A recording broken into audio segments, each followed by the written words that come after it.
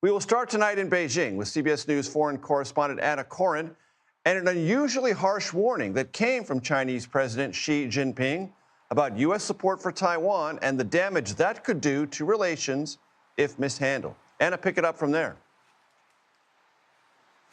Yeah, Major, we knew that this was the core of core national interests as far as President Xi Jinping was concerned. And we had had a lot of warning in the lead up, but certainly when the cameras left the Great Hall of the People, this was the first remarks that President Xi delivered to Trump, and that is Taiwan is the most important issue in the US-China relationship, and that if mishandled, then it could lead to conflict. And this obviously was Xi drawing his red line. We know that he wants America to stop selling weapons. He knows he wants America to change its posture, reduce its support for this island democracy.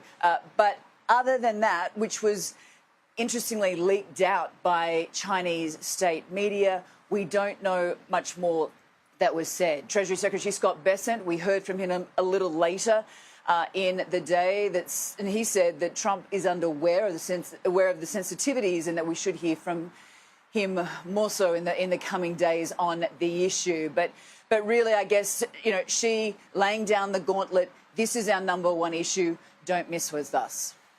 And U.S. officials have also said there was some progress, at least from their point of view, with the Chinese head of state, Xi Jinping, about the Strait of Hormuz and Iran that never obtains nuclear weapons. Yeah, this was also something that came out of that bilateral meeting, that they both agreed that the Strait of Hormuz needs to be reopened. We are now heading into the third month of this conflict that is causing global instability. And that, yes, Iran should never have a nuclear weapon, but there was no plan as to how to move forward.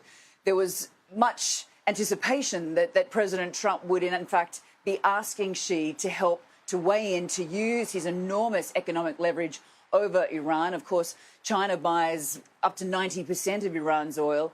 But China also has skin in the game when it comes to this part of the world. A third of its oil and gas comes through the Persian Gulf. So it wants the Strait of Hormuz opened.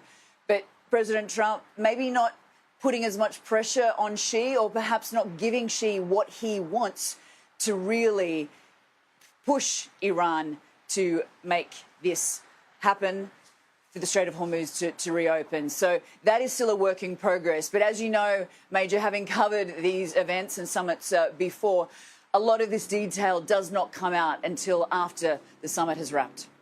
Yes. Fine print comes many weeks, if not months later. Anna Coren in Beijing, thank you so very much.